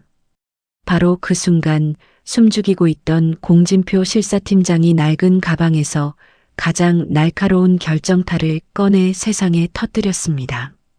공진표는 채권단의 정식 실사 자료를 근거로 언론 기자들 앞에서 아주 명확하게 확인해 주었어요. 이 병원은 대대손손 물려줄 탄탄한 알짜 재산이 아닙니다. 이미 수년 전부터 눈덩이처럼 불어난 적자를 감당하지 못해 현재 채권단의 모든 경영권이 넘어가기 직전인 껍데기 상태입니다. 상견례 자리에서 저를 벌레 보듯 위아래로 훑으며 우리 병원이 어디 가나 하고 기고만장하게 저를 주눅들게 했던 그 거대한 부와 권력이 실은 당장 무너져 내릴 아슬아슬한 빚더미 허상이었다는 사실이 만천하에 드러났습니다. 위선과 거짓으로 겹겹이 쌓아 올렸던 그 으리으리한 성벽이 스스로의 끔찍한 무게를 이기지 못하고 와르르 굉음을 내며 처참하게 무너져 내렸어요. 세상 사람들은 그제야 똑똑히 알게 되었습니다. 저 고상한 척하는 집안이 빚더미 껍데기를 감추기 위해 돈으로 사람을 노예처럼 부리고 이혼의 흔적을 지우려 자기 배 아파 낳은 핏줄마저 쓰레기통에 내다 버리고 끝내는 입을 막기 위해 한 남자를 감금하려 했다는 그 잔혹한 민낯을 말입니다. 무엇보다 통쾌한 사실은 그 거대하고 끔찍한 위선의 성벽을 박살낸 결정적인 열쇠가 다름 아닌 그들이 천박하고 냄새난다며 상 저쪽으로 밀쳐냈던 백반집 늙은 어미의 아들 손에 쥐어져 있었다는 사실이었죠. 제 3평짜리 국손마저 인질로 삼으려 했던 그 오만한 사람들이 정작 자기들의 그 알량한 껍데기 하나 지키지 못한 채 벌거벗겨진 꼴로 세상의 조롱거리가 되어버린 겁니다. 가게 구석에서 딸 세라가 보여주는 핸드폰 기사 화면을 가만히 들여다보았습니다. 힘없이 밀쳐지고 짓밟히던 사람이 아니라 남을 함부로 밀치고 짓밟던 오만한 자들이 저렇게 비참하게 곤두닥질 치는 모습을 보며 저는 손에 쥔 낡은 국자에 오래도록 꽉 힘을 주었어요. 전 남편 서동혁은 이 모든 물증을 바탕으로 친딸의 친권과 양육권을 되찾기 위한 정식 소송에 돌입했습니다. 아들 준배 역시 처가의 더러운 흥신소 감금 시도와 가게, 임대 협박 정황을 경찰에 낱낱이 고발하는 고조장에 마지막으로 도장을 꾹 찍었어요. 저들이 덫을 빠져나가려 시궁창에서 발버둥을 칠수록 저들이 평생에 걸쳐 쌓아 올린 끔찍한 성은 더 빠르고 처참하게 허물어져 가고 있었습니다. 저는 그 요란하고 통쾌한 파멸의 굉음을 낡은 백반집 국솥 앞에서 아주 고요히 듣고 있었습니다. 아들과 서동혁이 경찰에 고발장과 소송을 접수하고 몇 달의 시간이 쏜살같이 흘러갔습니다. 저는 가게에서 국을 끓이는 틈틈이 딸 세라가 읽어주는 신문기사와 사람들 입에 오르내리는 소문들을 통해 그 대단했던 집안이 어떻게 산산조각이 나고 있는지를 하나하나 전해 들었어요. 결국 병원은 천문학적인 빚을 감당하지 못하고 채권단의 손에 완전히 넘어가 다른 재단으로 헐값에 매각되고 말았습니다. 끝까지 감추려 발악했던 끔찍한 이혼의 실체, 매달 송금하던 끈적끈적한 입막음의 증거들, 그리고 사람을, 사주의 전 남편을 지방에 감금하려 했던 짐승 같은 정황들이 경찰 조사 과정에서 낱낱이 파헤쳐졌어요. 수십 년을 떵떵거리며 쌓아왔던 그 집안의 위세와 명예는 흔적도 없이 박살이 나버렸죠. 세라는 병원장 홍기택이 마지막 채권단 회의에 불려나가 고개도 들지 못한 채 벌벌 떨었다는 통쾌한 이야기와 함께 며느리 홍세영이 결국 병원에서 쫓겨나듯 사직서를 던지고는 사람들의 손가락질을 피해 아무도 모르는 곳으로 야반도주하듯 떠나버렸다는 소문을 저에게 조심스레 들려주었습니다. 서동혁은 그동안 목숨 걸고 모은 명백한 증거들을 바탕으로 길고 긴 소송 끝에 마침내 친딸의 양육권을 완벽하게 되찾았다고 해요. 어느 날 세라가 핸드폰을 내밀며 보여준 사진 속에는 핏기를 잃고 주눅 들어 있던 그 어린 여자아이가 이제야 제 아비의 품에 안겨 환하게 잇몸을 드러내며 웃고 있었습니다. 저는 사진 속 아이의 하얀 팔 안쪽에 박혀있던 그 기묘한 점을 떠올렸어요. 짐승 같은 제 엄마에게 버려져 철저하게 없는 사람 취급을 당해야 했던 그 가엾은 어린 핏줄이 이제라도 제자리를 찾고 아비 품에서 맘껏 웃게 된 모습에 오래도록 굳었던 마음이 탁 풀리더라고요. 아들 준배는 그 화려했던, 아니 지옥 같았던 병원을 미련 없이 그만두었습니다. 처가의 거대한 재산이 실은 악취나는 껍데기였음이 온 세상에 까발려진 마당에 아들이 더 이상 데릴 사위랍시고 그 끔찍한 집에 머리를 조아리며 매달려 있을 이유도 사라졌으니까요. 아들은 옷가지 몇 벌만 챙겨 홀로 짐을 싸서 나와 아주 작고 허름한 단칸방을 하나 얻었다고 했습니다. 그러던 어느 가을 저녁이었습니다. 가게 문을 닫으려는데 세라가 슬그머니 제 곁으로 다가와 조심스럽게 입을 뗐어요. 엄마 오빠가 엄마가 끓여준 그 맑은 국물이 너무 먹고 싶대. 저는 딸의 말에 아무런 대답도 하지 않았습니다. 그저 묵묵히 돌아 낡은 싱크대 쪽으로 걸어가 아주 오랜만에 가장 큰 국솥에 물을 붓고 불을 세게 올렸어요. 가습을 위해서 펄펄 끓는 국솥의 물이 하얀 김을 뭉게뭉게 뿜어내고 있었습니다. 저는 그 뜨거운 김을 가만히 바라보다가 문득 제 가슴을 내리누르던 그 모든 끔찍한 서름과 수모의 진짜 이유를 비로소 깨닫고는 가슴이 미어지듯 먹먹해졌어요. 상견례 식탁 저쪽으로 벌레처럼 밀쳐지던 제 정성 어린 반찬통, 냄새가 난다며 휴게소에서 아이 입조차 대지 못하게 하고 쓰레기 취급했던 제 주먹밥, 그리고 부엌 바닥에 내동댕이 쳐진 채 제 머리채가 뽑혀나가던 그 참혹했던 추석날의 기억들. 저는 그동안 우리가 가난하고 못나서 며느리 집안이 우리보다 너무 훌륭하고 잘나서 그토록 모진 멸시를 당해야만 하는 줄 알았습니다. 우리 식구 몸에서 나는 이 시장통의 가난한 냄새가 저들의 고상한 심기를 거슬렀기 때문이라고 뼈저리게 자책했으니까요. 하지만 그게 아니었습니다. 그 오만하고 교양 넘치는 척하던 사람들이 그토록 필사적으로 우리 식구를 짓밟고 제 아들의 목줄을 옥죄었던 진짜 이유는 눈부신 성벽 안에 감춰진 자기들의 그 끔찍한 빚더미와 더러운 비밀이 들통날까봐 미친 듯이 두려웠기 때문이었어요.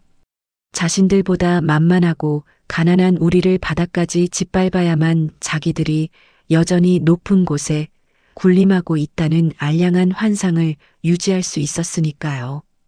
우리 식구의 냄새를 핑계로 매몰차게 밀어내야만 자기들 몸에서 진동하는 썩은 껍데기에 악취를 감출 수 있었던 겁니다.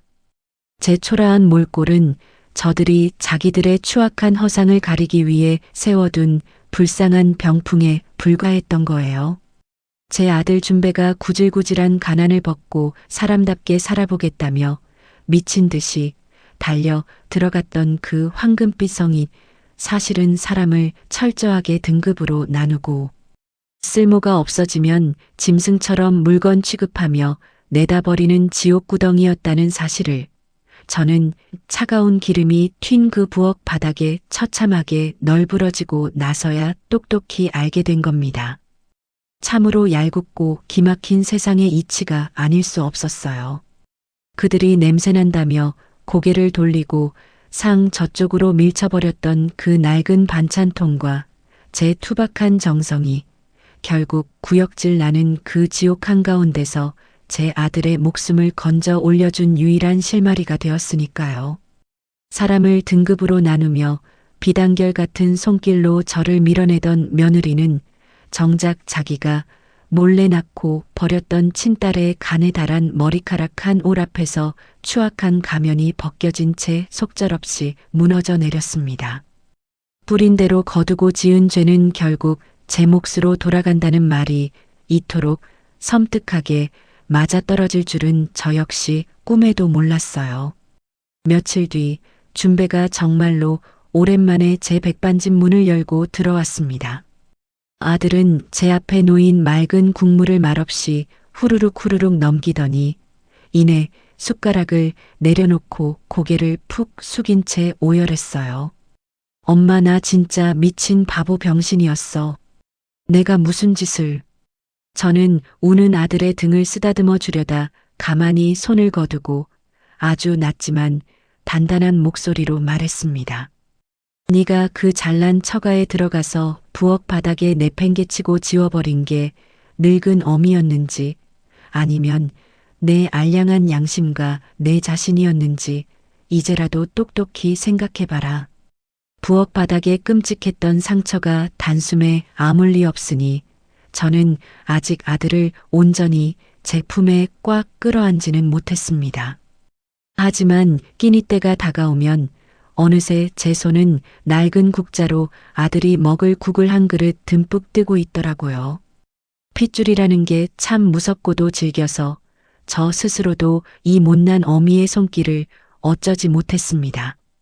그 길고 긴 싸움의 시간 동안 제 딸세라는 차갑게 등 돌린 저와 오빠 사이를 부지런히 오가며 끊어진 끈을 다시 묶어주었습니다. 어릴 적 마디인 오빠만 편애하는 어미에게 깊은 상처를 안고 살았던 세라였지만 집안이 무너질 위기 앞에서 딸은 결국 우리 가족을 다시 단단하게 이어주는 든든한 다리가 되어 주었어요. 저는 싱크대 앞을 서성이는 딸의 두 손을 아주 오래도록 꽉 맞잡았습니다. 세라야, 엄마가 그동안 너한테 참 모질고 미안했다. 네가 아니었다면 엄마는 진작에 숨통이 끊어져서 짐승들 발밑에 무너졌을 거다. 제 진심 어린 사과에 세라는 눈물을 훔치면서도 환하게 입꼬리를 올려 웃었습니다. 엄마, 나 이제 그만할래. 오빠 밉다고 투정 부리는 거 이제 진짜 끝이야.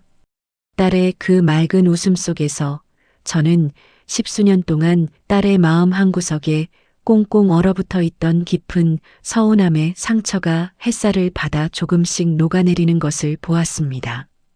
우리를 벌레 취급하며 짓밟았던 위선의 거대한 성벽이 저 멀리서 산산조각 나 무너져 내리는 사이 바닥으로 밀쳐졌던 우리 세 식구는 상처 난 서로의 등을 쓰다듬으며 아주 조금씩 천천히 원래 우리가 있어야 할 따뜻한 자리로 되돌아오고 있었습니다. 지독했던 폭풍우가 지나가고 바람이 제법 선선해진 그해 늦가을 무렵이었습니다. 저는 30년 넘게 관절을 깎아가며 지켜온 시장 골목의 3평짜리 백반집을 아무 미련 없이 깨끗하게 정리했습니다. 건물주의 치졸한 재계약 시비로 매일같이 시끄러웠던 그 비좁은 곳을 떠나 이제는 우리 식구가 맘 편히 다리 뻗고 누울 수 있는 더 넓은 곳으로 자리를 옮겨야 할 때가 왔다고 느꼈기 때문이에요. 딸 세라도 복잡한 도시의 교사 생활을 미련 없이 정리하고 제 곁으로 훌쩍 내려왔습니다. 우리 모녀는 공기 맑고 햇볕이 마루 깊숙이 드는 시골 읍내 어귀에 작지만 반듯한 국수집을 하나 새로 열었어요. 아들 준배는 껍데기뿐인 병원을 그만둔 뒤 전 남편 서동혁이 지방에 새로 차린 작은 무역회사에 들어가 굳은 일부터 밑바닥부터 다시 배우기 시작했습니다. 그리고 주말이면 어김없이 읍내 국수집으로 내려와 무거운 육수통을 번쩍번쩍 날라주고 삐걱거리는 마루 널판지를 땀을 뻘뻘 흘려가며 망치질에 고쳐주었죠. 솔직히 말씀드리면 부엌 바닥에 팽개쳐졌던 그날의 끔찍한 잔상이 가끔씩 떠오를 때마다 가슴이 철렁해서 아들을 예전처럼 무조건적으로 품어주지는 못했습니다. 하지만 끼니 때가 되면 말없이 솥단지를 열어 아들이 먹을 국수 한 그릇을 넉넉하게 말아내어 놓는 것으로 저는 늙은 어미만의 서툰 용서를 아주 조금씩 아들의 거친 손에 건네고 있었습니다. 국수집을 개업하고 며칠 지나지 않은 어느 화창한 주말 오후였어요. 제 아들 준배의 손을 꼭 잡은 손주가 국수집 나무 마루 위로 다다다 달려 올라오더니 자리에 앉기도 전에 코를 킁킁대며 큰 소리로 외쳤습니다. 와, 할머니, 여기서도 엄청 맛있는 냄새나. 순간 꼬마의 그 천진난만한 한마디에 제 가슴이 쿵하고 내려앉았습니다. 3년 전 그 끔찍했던 고속도로 휴게소에서 며느리의 차가운 손에 질질 이끌려 가던 손주에게 끝내 한 입도 먹이지 못하고 눈물로 꾹꾹 눌러 담아 가방에 도로 넣어야 했던 그 딱딱하게 굳은 주먹밥이 떠올라 코끝이 찡하게 시큰거리더라고요. 하지만 이제는 다릅니다. 이 마루 위에서는 그 어떤 짐승 같은 소나기도 우리 예쁜 강아지의 팔목을 낚아채지 못하니까요. 저는 갓 삶아 김이 모락모락 나는 쫄깃한 국수를 커다란 대접에 그득 담아 손주 앞에 놓아주었습니다. 아이고, 우리 똥강아지. 배고팠지? 눈치 보지 말고 실컷 먹어라. 손주가 젓가락질도 서툴러 가며 고소한 국물을 후루룩 소리내어 단숨에 들이켜더니 할머니가 해준 게 세상에서 최고야. 하며 엄지손가락을 번쩍 세워 보였습니다. 며느리에게는 불쾌한 악취이자 더러운 세균 취급을 받으며 쓰레기통으로 밀쳐졌던 제 손맛이 마침내 이 어린 핏줄의 허기진 배를 따뜻하게 채우는 모습을 보니 주름진 눈가로 기쁨의 눈물이 핀 돌았습니다. 예전에 저 콧대 높은 집안 사람들이 위생을 도저히 못 믿겠다며 코를 막고 밀어내던 그 냄새나는 손맛이 지금은 읍내 장터 사람들 사이에서 입소문을 타고 번져 점심때면 밖으로 길게 줄을 서서 먹고 가는 귀한 맛이 되었습니다. 천박하다며 상 저쪽으로 밀쳐졌던 제 평생의 정성이 마침내 원래 있어야 할 정당한 자리로 완벽하게 되돌아온 셈이었죠. 며칠 전에는 서동혁 씨도 지옥에서 되찾은 어린 친딸의 손을 잡고 국수집을 찾아왔습니다.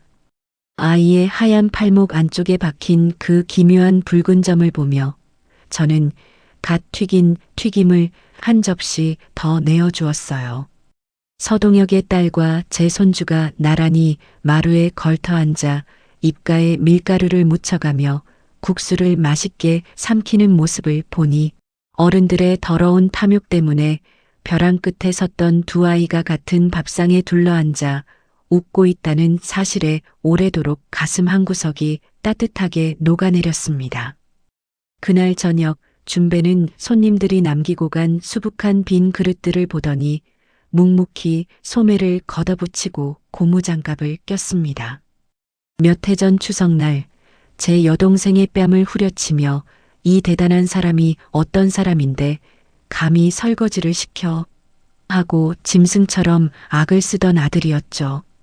그 아들이 이제는 땀을 뻘뻘 흘려가며 제 손으로 남이 먹다 남긴 그릇에 비누칠을 하고 있는 뒷모습을 저는 싱크대 뒤에 서서 말없이 아주 오래도록 지켜보았습니다. 준배야, 네가 설거지하는 꼴을 보니 이제야 네가 진짜 사람답게 사는 것 같구나.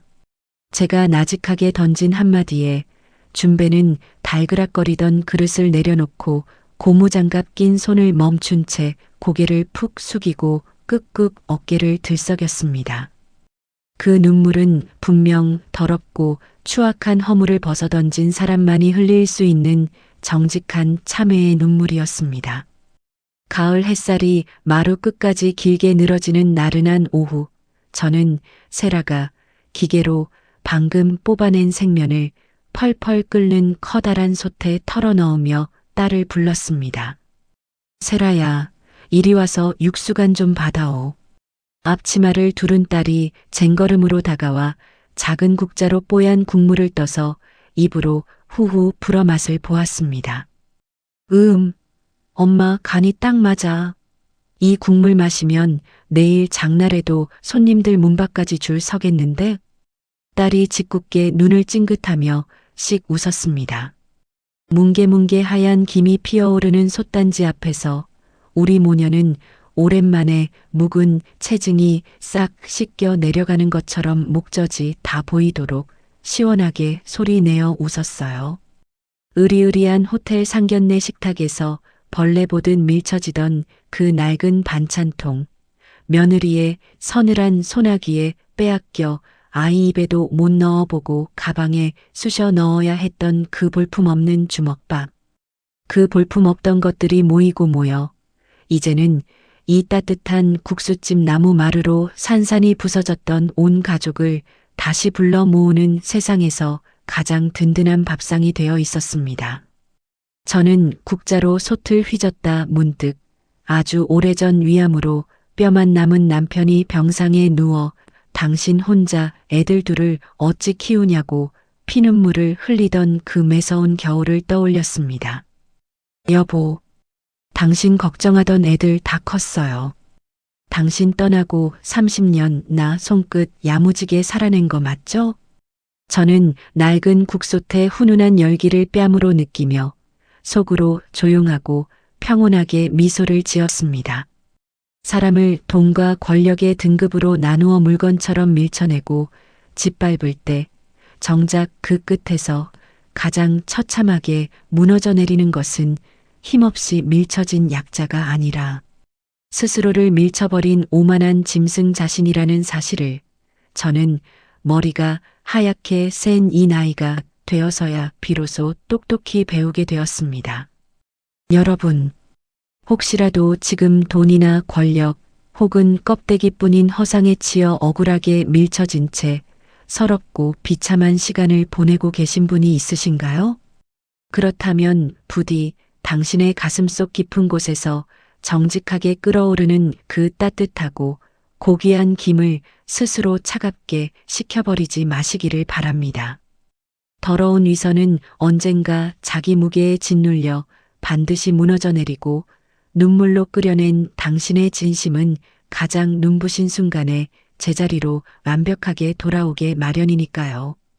오늘도 묵묵히 버텨내는 여러분의 삶이라는 낡은 솥단지 위로 가장 다정하고 따뜻한 김이 피어오르기를 이 늙은 국수집 어미가 진심으로 두 손 모아 빌겠습니다.